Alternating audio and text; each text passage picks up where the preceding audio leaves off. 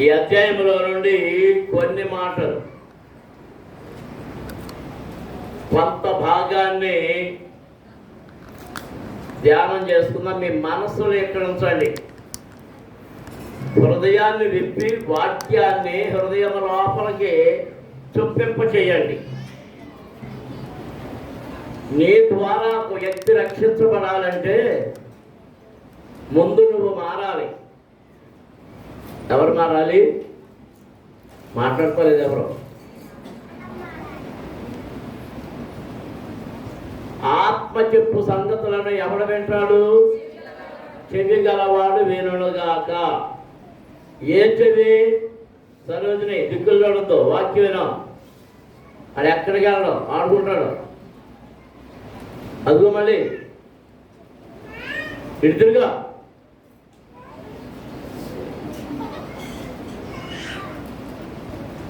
ఆత్మ చెప్పే సంగతులు చెవి గలవాడు వినుగాక. ఏ చెవి? ఆత్మ సంబంధమైన చెవి. ఈ లోకమైన సంబంధమైన చెవి ఏమి వినగోరుతుందంటే లోకపు ముచ్చట్లు, ఎచ్చకాలు, పనికి మారిన సంగతులు, వార్తలు, కథలు, కాకరకాయలు.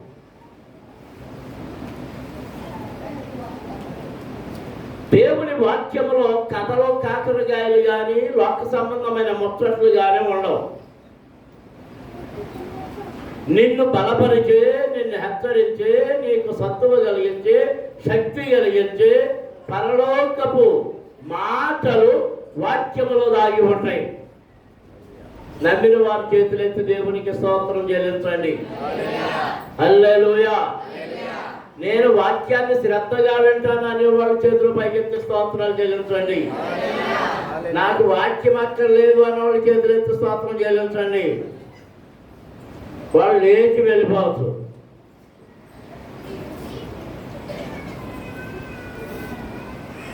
పౌలు యొక్క జీవితంలో, సువార్త జీవితంలో జరిగిన సంగతులను చదవబోతున్నాం. మరోసారి జ్ఞాపకం. నీ ద్వారా ఒక వ్యక్తి రక్షించబడాలంటే, ప్రభువులోనికి నడిపించబడాలంటే ముందు ఎవరు మారాలి? నువ్వు మారాలి. నీ ప్రవర్తన మారాలి. నీ జీవితం మారాలి. నీ జీవితమే ఒక పత్రిక. నీ జీవితమే ఒక పత్రిక. అపోస్తలుడైన పౌలు సాక్ష్యం చెప్తున్నాడు. నేను ఒకప్పుడు ప్రధాన పాపిని, పాపులలో ప్రధాన పాపిని, హానికరుడను, హింసకుడను, దూషకుడను. కానీ ప్రభు నన్ను పట్టుకున్నాడు. దేవునికి స్తోత్రం. అందరూ స్తోత్రాలు చెల్లించుదాం. హల్లెలూయా, హల్లెలూయా. అంతేగాని ఎలాంటి హాని చేశాడో, ఏ పాపం చేశాడో, దొంగతనం ఎలా చేశాడో, హత్య ఎలా చేశాడో ఎవరు గమనించాడా? ఇప్పుడు సాక్ష్యాలన్నీ ఏంటి? 1981 ఆ ప్రాంతంలో మన సంస్థలో సేవకుడు ఉండేవాడు. అతని పేరు నాయక్. బయట పాత్రలో ఉండేవాడు. మన మారే కృపమ్మ గారి ఇంటికాడ ప్రార్థన. ఆ సాయంత్రం వచ్చాడు. నాతో కాసేపు మాట్లాడాడు. అయ్యగారు వెళ్ళిపోతాను అన్నాడు. వెళ్ళిపోవాలా? ఈ రాత్రి ప్రార్థన ఉంది, ఉండు అన్నా. సరే ఉంటానండి అని ఉన్నాడు. ఆ రాత్రి సాక్ష్యం చెప్పు, వాక్యం చెప్పు అని చెప్పి సమయం ఇచ్చాడు. చాలాసేపు సాక్ష్యం చెప్పాడు. సాక్ష్యం చెప్పి కూర్చున్నాడు. తర్వాత వాక్యం చెప్పాను, అయిపోయింది. తెల్లవారుజామున లేచి వెళ్ళిపోయాడు. రేపు బాబు పడేస్తాడు. లేచి వెళ్ళిపోయాడు. పొద్దున్నే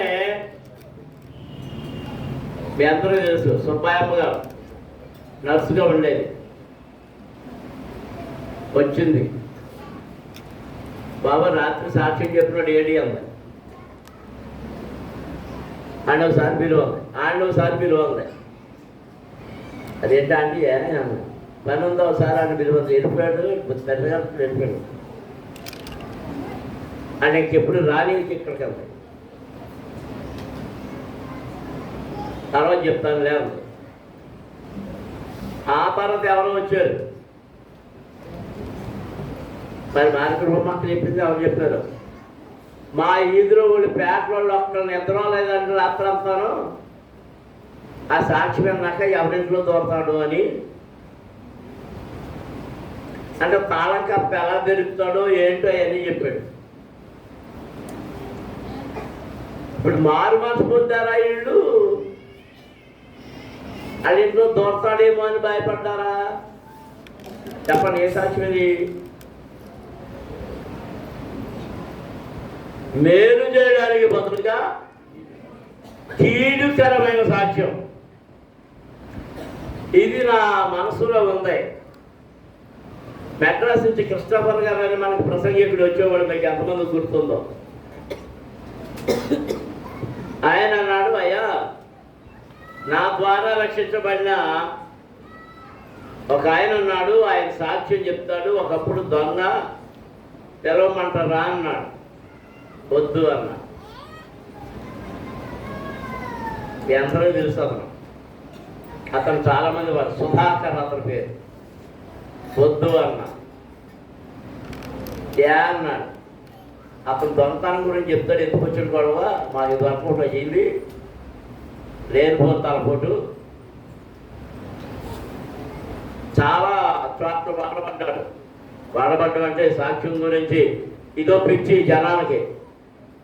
సినిమా యాక్టర్లు వచ్చారంటే వాళ్ళు మారు మనసు పొందారో లేదో తెలవదు, వాళ్ళని పిలుస్తారు.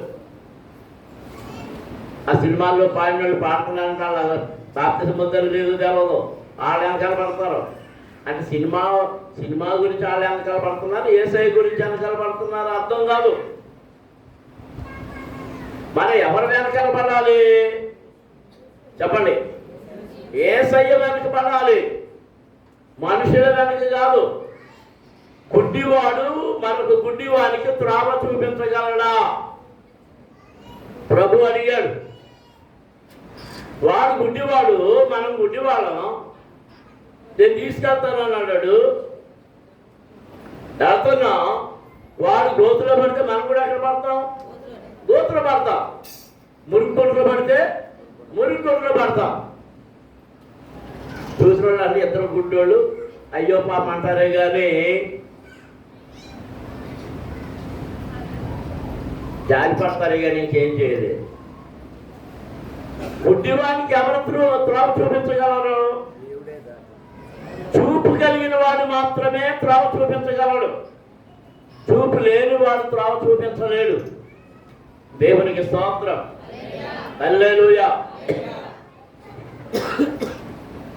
ఈ అపొస్తలుల కార్యములు 14వ అధ్యాయం ఇంటికి వెళ్ళిన తర్వాత మళ్ళీ చదువుకోండి. వచ్చే వారం కూడా మరో కొంత భాగాన్ని మీ ముందు పెడతాను, చదువుదాం. ఈ కొలయలో జరిగినదేమనగా, వారు కూడి యూదుల సమాజ మందిరములో ప్రవేశించి తేటగా బోధించినందున అనేకులు యూదులను గ్రీసు దేశస్థులను విశ్వసించిరి.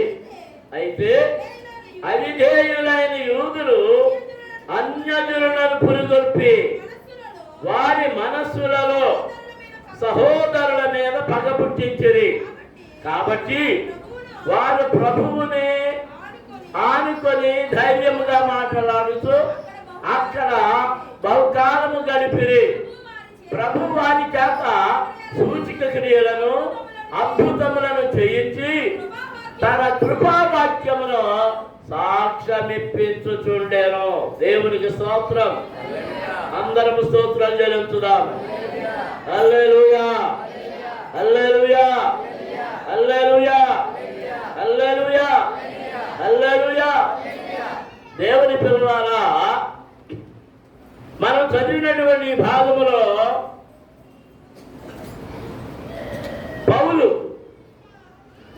పౌలు యొక్క సేవా భాగం అతని ప్రయాణాలు, అతని శ్రమ, అతని కష్టము మనకు కనబడుతూ ఉంది.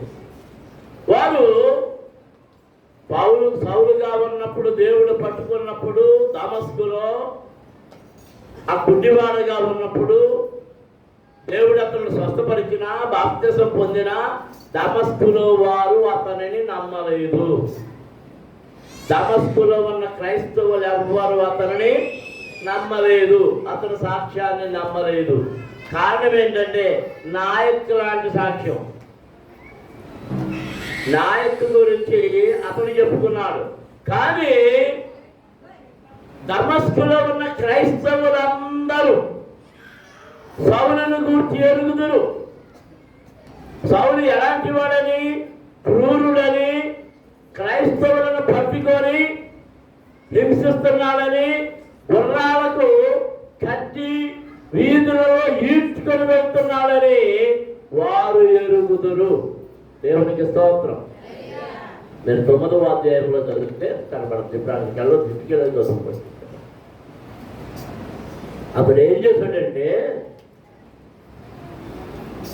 దమస్కులో ఉన్న క్రైస్తవులను హింసించుటకు, ఎవరిని చెప్పాలందరూ, దమస్కులో ఉన్న క్రైస్తవులన్న వారిని హింసించడానికి, వారిని శిక్షించడానికి పెద్దల దగ్గర ఒక ఉత్తరము తీసుకున్నాడు. దమస్కులో ఉన్న సమాజ మందిరములలో ఎవరైనా యేసును నమ్మేవారుంటే వారిని శిక్షించడానికి. ఇతడు ఏమనుకుంటున్నానంటే, యేసును నమ్మిన వారుంటే వారిని శిక్షించడమే దేవుని పని అనుకుంటున్నాడు. ఏంటి దేవుని పని అనుకున్నాడు? క్రైస్తవులు అనబడిన వారిని హింసించడమే దేవుని పని. అతడు ధర్మశాస్త్రములో ప్రవిష్టుడు గనుక, గొప్పవాడు గనుక, దాన్ని బాగా నేర్చుకున్నవాడు గనుక ధర్మశాస్త్రాన్ని జరిపేటటువంటి యేసు బాధ ఎందుకన్నారు? ధర్మశాస్త్రాన్ని యేసు బాధ ఎప్పుడు జరపలేదు, కానీ వారు నిందలు వేశారు. అలా వారు నిందలు వేశారు. విశ్రాంతి దినాన్న పని చేస్తున్నాడని ప్రభు మీద నేరం మోపారు. విశ్రాంతి దినాన్న ప్రభు చేసింది ఏంటంటే రోగి అయిన వాడిని బాగు చేశాడు. అది వారి నేరం. అందుచేత మత ఉద్ధారకుడిగా అవతారం ఎత్తి క్రైస్తవులను హింసిస్తూ ఉన్నందుచేత దమస్కులో వారు అతని మారు మనసు పొందాడంటే నమ్మలేదు. ఇంటింటికి వెళ్ళి సాక్ష్యం చెప్తుంటే నమ్మలేదు. ఆ తర్వాత శిష్యుల దగ్గర తీసుకెళ్తే శిష్యులు కూడా ఎవరు చేర్చుకోలేదు, భయపడ్డారు. ఎందుకంటే నమ్మకంగా చేరి తమను ఎక్కడ చంపేస్తాడో అని. అందరూ దేవునికి స్తోత్రాలు జరుగుతుందా? అందరూ స్తోత్రాలు జరుగుతుందా? హల్లెలూయా, హల్లెలూయా, హల్లెలూయా, హల్లెలూయా. నమ్మకంగా అంటే ఒక మాట చెప్తున్నా, మన దగ్గర జరిగిన సంఘటనే. మా పెద్దంగారు ఏంటి ఉన్నాడా? ఆయనకి డియరెస్ట్ ఫ్రెండ్ ఒక ఆయన ఉన్నాడు, నాకు క్లాస్మేటే. ఆయన పేరు రాజేంద్ర ప్రసాద్. మేము ఏమని పిలిచామంటే లల్లా ప్రసాద్ అని పిలిచేవాడు. ఓ రోజు వచ్చాడు, అప్పుడప్పుడు వస్తుండేవాడు. వచ్చాడు, ఒక ఆమెను తీసుకొచ్చాడు. అంటే హాస్టల్లో వంట చేస్తూ పెట్టుకోండి అన్నాడు. ఎవరు అన్నా, ఎవరు లేరు పాపం, తిరుగుతుంది, హాస్టల్లో పెట్టుకోండి అన్నాడు. ఏ ఊరు అని అడిగాడు. ఏదో ఊరు అంటే అన్నాడు. మాట చెప్పడంలో తిట్ట మావాడు, దేశపుత్ర సుందరరావు గారు అబ్బాయి. అయినా అక్కడ సుందరరావులు ఇద్దరు ఉన్నారు. పెద్ద సుందరరావు గారు అబ్బాయి, ఇంకెవరికి చెప్పలేదు సుందరరావు. ఆ లోదాల చెట్టు పక్కన ఇల్లు, ఆ ఎదరగొన్న ఇల్లు. చేర్చాడు, ఎవరు లేరన్నా. ఒక చంటి బిడ్డ ఎవరో సాయంత్రం ఉంది. ఓ రోజు అంది, 2 రోజులు పోయాక నేను ఇక్కడ ఉన్నట్టు ఎవరికి తెలవకూడదు అంది. ఎవరన్నా అడిగితే లేనని చెప్పండి అంది. సరే కదా అనుకున్నాం. ఒక రోజు ఫోన్ చేసుకుని వస్తానండి అంది. అప్పుడు మన కృష్ణ దగ్గర అక్కడ చెట్టు కింద ఈ ఫోన్ బాక్స్ ఉంది. సరే అక్కడ ఉంది, టెస్ట్ చేసుకున్నాను. టెస్ట్ చేసుకుని వచ్చి బాగుంది, పని చేసుకున్నాను. తెల్లారేటప్పటికి 2 పోలీసులు వచ్చారు.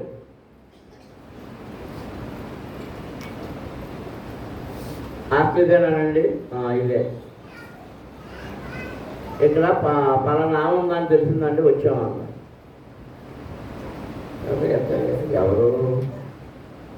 ఎవరైనా కొత్త వాళ్ళు వచ్చారా అని. ఒక ఆమె వంటకు వచ్చిందండి చెప్పాను. తెలంగాణ పిలిచాను, నడు అన్నా. ఎవరు పోలీసు తీసుకెళ్ళిపోతున్నామని కొంచెం చిన్న కేసు ఉంది, తీసుకెళ్ళిపోతున్నాం అన్నా. తీసుకెళ్తే ఇక్కడే మా పక్కన ఎవరు గొడవ పడిందంట. అది చేస్తాం. మరుసటి రోజున పేపర్లో వచ్చింది, దొరికిన హంతకురాలు ఎవరితో కలిసి ఆ లాయం చంపేసిన పారిపోయింది. మలకపల్లిలో ఒక క్రైస్తవ చర్చిలో దాక్కుంది అని రాశారు పేపర్లో. నా పేరు రాయింది.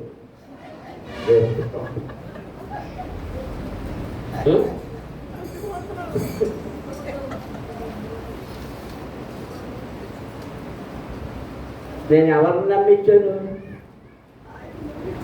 నా స్నేహితుడు, నన్ను ఎరిగినవాడు. కొత్త పదం నేను కలిసి చదువుకున్నాం కనుక వాడిని నమ్మాను. మరి ఆయన తెలుసుకోలేదో నాకు తెలీదు. తీసుకొచ్చి ఇక్కడ అప్పచెప్పాడు, నమ్మకంగా పనిచేస్తా అన్నాడు. 2 రోజులు బాగా పనిచేసింది. ఇప్పుడు ఫోన్ చేయకపోతే దొరకపోలేము.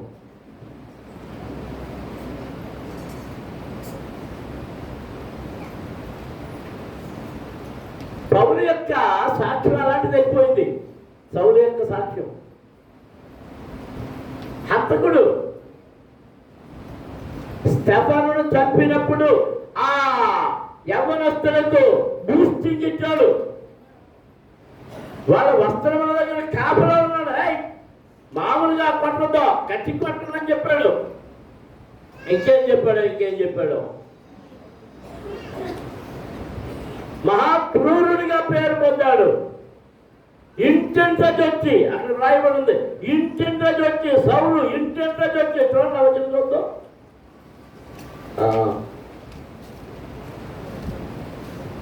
9వ అధ్యాయం మొదలు వచ్చిన సౌలు ఎంచెను ప్రభు యొక్క శిష్యులను బెదిరించుటయును హత్య చేయుటను తనకు ప్రాణాధారమైనట్టు ప్రధాన యాజకుని యొద్దకు వెళ్ళి ఈ మార్గమందున్న పురుషులనైనను స్త్రీలనైనను కనుగొనిన ఎడల వారిని బంధించి యెరూషలేమునకు తీసుకుని వచ్చినకు దమస్కులోని సమాజముల వారికి పత్రికలెమ్మని అడిగెను. దేవునికి స్తోత్రం, హల్లెలూయా. ఏం చేయడానికంట అది రాయబడింది. ఏం చేయడానికి? శిక్షలను బెదిరించుటయు హత్య చేయుటకును తనకు ప్రాణాధారమైనట్టు. ఏమైనట్టు? తనకు ప్రాణాధారమైనట్టు భావించి ప్రధాన యాజకుడి యొద్దకు వెళ్ళి ఏమడుగుతున్నాడంట? చదువు సరిగ్గా. ఏంటి గట్టిగా? ఏ మార్గము? ఈ మార్గమందున్న ఏ మార్గము? యేసయ్య చెప్పాడు, నేనే మార్గము.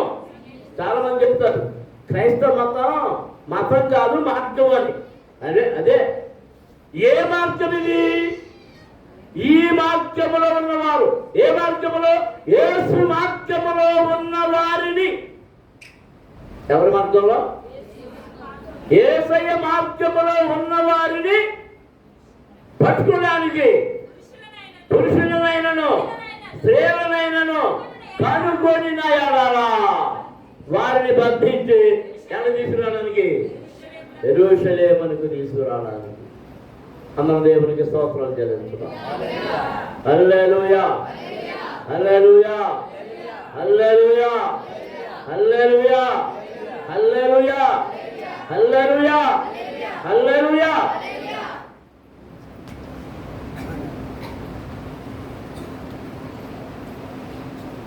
ఆయన మార్గంలో ఉన్న వారిని బెదిరించాడు. కొంతమంది కపట క్రైస్తవులకు సత్య మార్గంలో ఉన్నవారు నచ్చరు, యథార్థ మార్గంలో ఉన్నవారు నచ్చరు.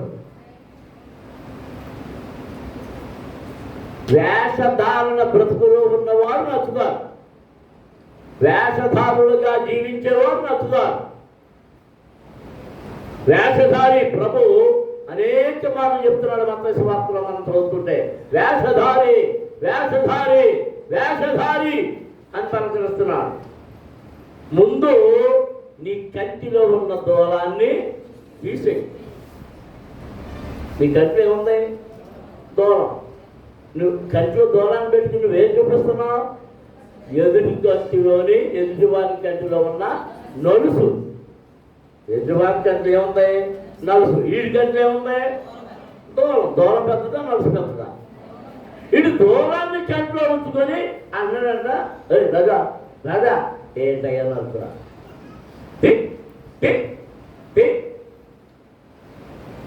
ఆ నలుసు కంటిలో నలుసు పడితే ఎలా ఉంటుంది? కంటిలో ఎప్పుడైనా నలుసు పడిన వాళ్ళు చెయ్యాలి. ఎప్పుడైనా కంటిలో నలుసు పడిన వాళ్ళు చేయాలి. నాకు చాలా సరిపడింది. మరి చాలా ఉంటుంది.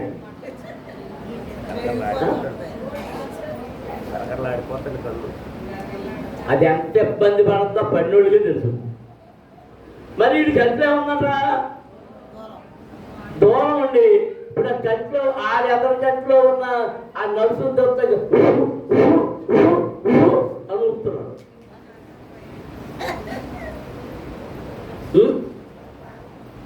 దండాతమ్మ ఏంటంటుంది? మనతో మాట్లాడుతుందా, నాతో మాట్లాడుతుందా?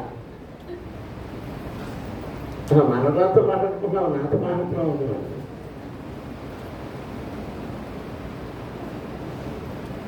కంటిలో దూలాన్ని పెట్టుకుని ఎదుటి వారి కంటిలో నలుసులను గూర్చి మాట్లాడే వేషధారులు. దేవుని పిల్లలారా, సౌలు యొక్క పరిస్థితి, శిష్యులు నమ్మడం లేదు, విశ్వాసులు నమ్మడం లేదు, ఎవరు చేర్చుకోవడం లేదు. పో పో పో పో అన్నారు. అంటే నీ గత సాక్ష్యము అలాంటిది. నీ సాక్ష్యము మంచిదైతే అందరూ చేసుకుంటారు. అందరూ దేవునికి స్తోత్రాలు చెల్లించుదాం. హల్లెలూయా, హల్లెలూయా. ఇంటింటా చెట్టి వాళ్ళని చంపాడు కనుక. అయితే ఈ కొనియలో జరిగినదేమనగా, అలాంటి సౌలు మార్చబడిన వాడై సువార్తను ప్రకటిస్తూ ఆ దమస్కు నుండి, దమస్కు వాళ్ళు చంపడానికి వస్తే గప్పలో పెట్టబడి తెచ్చబడ్డాడు అవతలకి. అప్పుడు పారిపోయించాడు. ఆ తర్వాత ప్రకటన చేస్తూ ఉన్నాడు. మనం వచ్చేటప్పటికి బర్నబాను సౌలు వస్తున్నారు ఇక్కడికి. ఈ క్రియలో జరిగినది ఏమనగా, వారు కూడి యూదుల సమాజ మందిరములో ప్రవేశించి తేటగా బోధించినందున అనేకులు యూదులను గ్రీసు దేశస్థులను విశ్వసించిరి. దేవునికి స్తోత్రం. అందరూ స్తోత్రాలు చెల్లించుదాం. గట్టిగా దేవుని స్తుతించండి. హల్లెలూయా, ఎక్కడ బోధించారు? ఎక్కడ బోధించారు? ఈ కొనియాలో సమాజ మందిరములో ప్రవేశించి, యూదుల సమాజ మందిరములో ప్రవేశించి తేటగా బోధించినందున అనేకులు యూదులు, గ్రీసు దేశస్థులు విశ్వసించి. ఎవరిని గూర్చి బోధించారు? ఎవరిని గూర్చి బోధించారు? వారిద్దరు ఎవరిని గూర్చి బోధించారు? వారు ఎవరి చేత రక్షించబడ్డారో, మారు మనసు పొందారో, తనను ఎవరు పట్టుకున్నారో, ఎవరు పడగొట్టారో ఆ యేసుని గురించి ఈ చర్యలో ఉన్న సమాజ మందిరములో సాక్ష్యమిచ్చి బోధిస్తూ ఉన్నప్పుడు అనేక మంది మారు మనసు పొందారు. దేవునికి స్తోత్రం. అందరూ స్తోత్రం చెల్లిస్తున్నాం. హల్లెలూయా. వారు యూదులైనప్పటికీ మారు మనసు లేని వారుగా ఉన్నారు. నీ బోధ, నీ సాక్ష్యము ఇతరులకు మారు మనసు కలిగించేదిగా ఉండాలి, హెచ్చరించేదిగా ఉండాలి. దేవునికి స్తోత్రం. హల్లెలూయా. మొన్న సభల్లో ఆఖరి రోజున చాలా మంది సేవకులు వచ్చారు. కొందరు నా పక్కన కూర్చోబెట్టుకున్నాను. వాళ్ళు మాట్లాడుతున్నారు. ముందు ప్రశ్న ఏంటంటే, అయ్యగారు పంచి కట్టుకునేదే అన్నారు. ఈ కళ్ళు కనపడతాం మానేశాక పంచి కట్టుకుంటే ఇబ్బంది అయిపోతుంది, ఎక్కడ పడుతున్నానో ఈ అస్మానం సర్దుకోవడమే సరిపోతుంది, అందుకని కట్టలేదు అన్న. ఇప్పుడు ప్రసంగం మీదే కదా అన్న. కాదు ఆ అయ్యగారిది అంటే, అది మేము వెళ్ళిపోతాం అన్నాను. ఏ అన్న, ఆఖరి రోజు ఆఖరి ప్రసంగం మీరు చేస్తారని వచ్చామన్నా. నేను 2-3 ఏళ్ళ నుంచి ఆఖరి ప్రసంగం నేను చేస్తాను లేదు, మానేశాను. ఈ అయ్యగారినే చేయమన్నాను అన్నా. మరి ఇంక మేము ప్రసంగం చేయనప్పుడు ఎందుకంటే పోతాము విన్నానండి. అంటే వాళ్ళ ఉద్దేశం ఏంటండి? ఏంటి? వాళ్ళకి కావలసిన వర్తమానం ఏదో దేవుడు నా ద్వారా వాళ్ళకి చెప్తాడు. నా పక్కన కాంతారావు కూర్చున్నప్పుడు అంతకుముందు ఎవరు ప్రసంగం చేసే అన్నీ తీసి అది తీసి, అయ్యారండి ఇదిగోండి పలానా తారీఖు పలానా చోట మీరు చేశారండి ఈ ప్రసంగం అని చెప్తున్నాను. కూడా అది నేను చేసేసానా అని అడిగేవాడు. దేవుడు వాడుకుంటాడు. నేను చెప్పిన వాక్యమే మరొకరి ద్వారా మరొకలాగా ఎవరికి ఏ విధంగా గుర్తుకోవాలో ఆ విధంగా గుర్తుకున్నట్లుగా దేవుడు మాట్లాడతాడు. అందరూ దేవుడికి స్తోత్రం చేస్తున్నారు. హల్లెలూయా, హల్లెలూయా. ఆ మధ్యన ఒక యవనస్తుడు వాక్యాలు నాకు యూట్యూబ్లో కనబడుతుంది, వింటుండేవాడు. 35 ఏళ్ల క్రితం 40 ఏళ్ల క్రితం నేను ఎంత తీవ్రంగా ఎలాగ వాడబడ్డానో అతను అలా వాడబడుతున్నాడు. ఆ గురుకుడేదో అతను మెసేజ్ పెట్టాను, ఆయన నువ్వు చెప్పిన వాక్యాన్ని 40 ఏళ్ల క్రితం నేను దేవుడు నాకు ఇచ్చిన దాన్ని బోధించాను. దేవుడు మరలా నిన్ను వాడుకుంటున్నందుకు ఆయనకు స్తుతులు చెల్లిస్తూ నిన్ను ఘనంగా వాడుకోవాలని ప్రార్థన చేస్తున్నానని చెప్పాను. వాక్యము 1000 సంవత్సరాల నుంచి ఉంది. మనుషులం మాత్రం కానీ వాక్యము మాత్రము మారదు, మారదు, మారబోదు. దేవుడు మారడు, మారడు, మారబోడు. నిన్న నేడు రేపు ఏకరీతిగా ఉండేవాడు. దేవునికి స్తోత్రం. తరాలు మారచ్చు, మనుషులు మారచ్చు, బుద్ధులు మారచ్చు, జ్ఞానాలు మారచ్చు, వ్యక్తిత్వాలు మారచ్చు కానీ దేవుని వాక్యం మాత్రం మారద. వాక్యానికి నువ్వు పిలకలు పెడుతున్నావు అంతే. దేవుడు నీకు 2 కళ్ళు ఇచ్చాడా లేదా? 2 కాళ్ళు ఇచ్చాడా లేదా? ముక్కు ఇచ్చాడా లేదా? చెవులు ఇచ్చాడా లేదా? చెప్పరా మాట్లాడరా? మళ్ళీ ఆ సర్పం మాట విని చెడిపోయినందుకు ఏమిచ్చాడు చెప్పరా?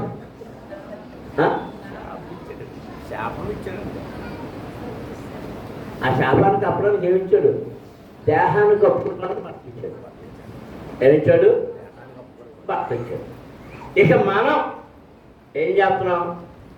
దేవుడిచ్చి నీ సరిపోలేదని 2 పనులు ఎత్తి చెరువు పక్క. ఇంకా కొంతమంది ఉన్నారు, ఈ చెవి నిండా బొర్రులే. ఆ బొర్రులకి బటన్స్ పెట్టినట్టు పెడుతున్నారు, ముక్కుకు పెడుతున్నారు. ముక్కుకు 3 బొర్రులు, ఒకటి కాదు, ఈ 2 పక్కల, ఈ 2 పక్కల 2 పైసలు ఉంటున్నాయి. 3వది రాయంత పొడికి అనుకుంటుంది. జీవుడు తీసుకోవాలంటే ఎలా తీసుకుంటారు నాకు అనుకోవట్లే. ఆ తర్వాత ఇంకోసం చూస్తే నాలిక మీద కూడా పూసలు, నాలిక మీద పూసలు, పెదాలకు పూసలు, కింది పెదాలకు పూసలు, పై పెద్ద పాప దేవుడికి తెలవక పెట్టలేదు. వీళ్ళకి తెలిసిపోయి పెట్టేశారు.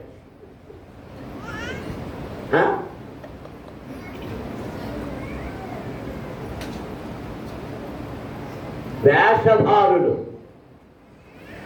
వేషధారులు.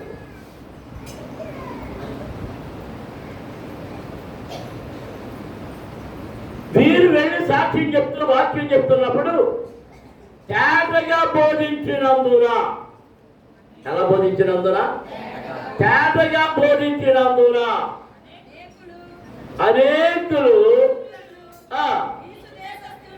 యూదులను గ్రీసు దేశస్థులను విశ్వసించిరి. అయితే అవిధేయులైన యూదులు అన్యజనులను పురికొల్పి వారి మనస్సులలో సహోదరుల మీద పగ పుట్టించిరి. ఎవరి మీద? పౌలు బర్నబాల మీద పగ పుట్టించారు. వాళ్ళందరి దగ్గరికి వెళ్దాం. మారు మనసు పొందే వాళ్ళు పొందితే వీళ్ళు ఎవరి దగ్గరికి వెళ్ళారు?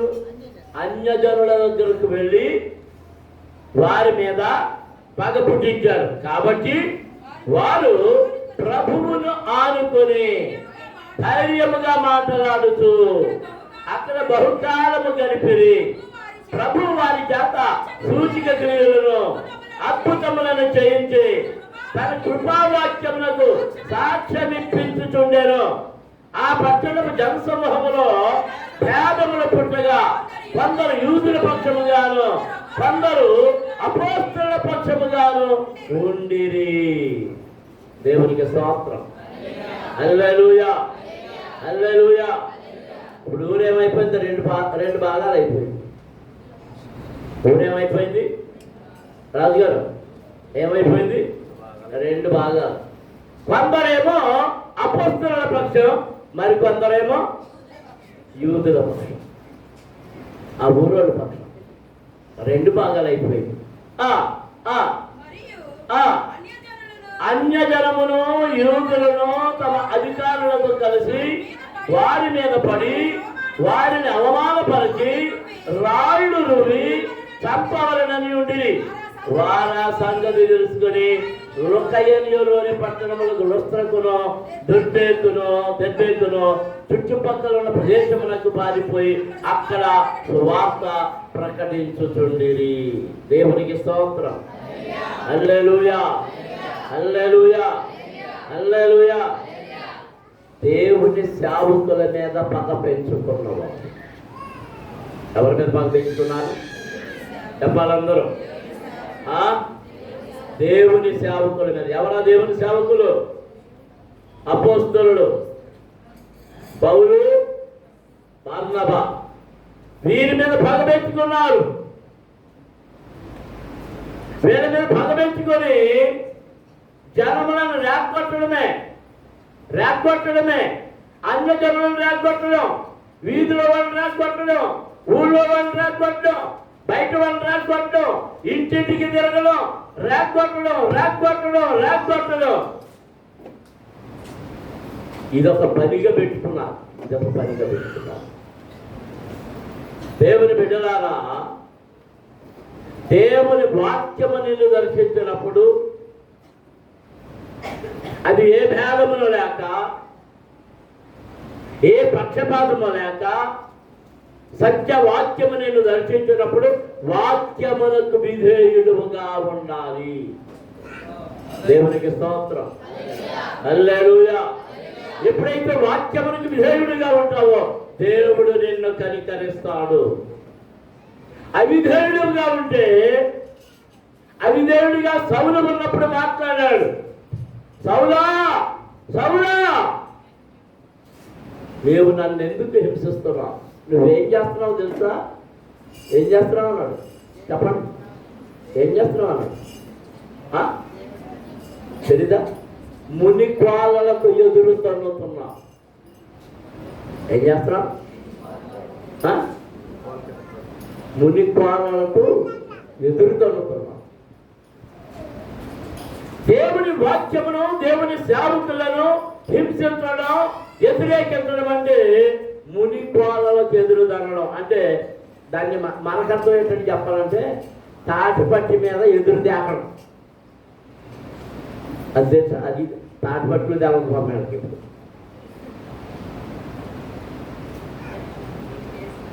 జాగ్రత్త. దేవుని సేవకుల మీద పగ పెంచుకునే వారులారా, దేవుని సేవకుడు దేవుడు మాట్లాడమన్నప్పుడే మాట్లాడతాడు. నీ తప్పులన్నీ ఖండించబడుతున్నాయి అంటే దేవునికి తెలుసు కనుక దేవుడు ఆ సేవకుల ద్వారా నీ తప్పులను ఎత్తి చూపిస్తున్నాడు. మోకరించండి, ప్రార్థన చేసుకుందాం. ఆ తప్పు ఎత్తి చూపించినప్పుడు నీకు బాధ కలుగుతుంది. ఆ తప్పు నీకు బాధ కలిగిస్తా ఉంది. ఆ తప్పును వదిలేయమని దేవుడు చెప్తున్నాడు. బాధపడ్డావు, తప్పును ఒప్పుకో, దాన్ని విడిచిపెట్టు. అప్పుడు నీవు దీవెన పొందుకుంటావు, దేవుని కృప పొందుకుంటావు, దేవుని ఆశీర్వాదాన్ని పొందుకుంటావు. దేవుని దీవెన కావాలనుకుంటే, దేవుని ఆశీర్వాదం కావాలనుకుంటే వాక్యము చేత నీ తప్పు ఎత్తి చూపించినప్పుడు నీ తప్పు ఒప్పుకో. తప్పిదములు దాచిపెట్టుకునేవాడు వర్తెలడు, వాటిని ఒప్పుకొని విడిచిపెట్టేవాడు దీవెనలు పొందుకుంటాడు. స్తోత్రం. హల్లెలూయా, హల్లెలూయా, హల్లెలూయా, హల్లెలూయా. నువ్వెవరివైనా దేవునికి అవసరం లేదు. నీ గొప్పతనం దేవునికి అవసరం లేదు. నీకు ఉన్న గొప్పతనం కానీ, నీకున్న ఇండ్లు కానీ, వాకిళ్ళు కానీ, కార్లు కానీ, బస్సులు కానీ, విమానాలు కానీ, రైళ్లు కానీ, భూములు కానీ, వెండి బంగారాలు కానీ ఆ దేవుడిచ్చియే, నా దేవుడిచ్చియే. నువ్వు నేను ఎక్కడి నుండి వచ్చామో తెలుసా? నేల మంటిలో నుండి వచ్చాం. మంటి నుండి తీయబడిన వారం మనం.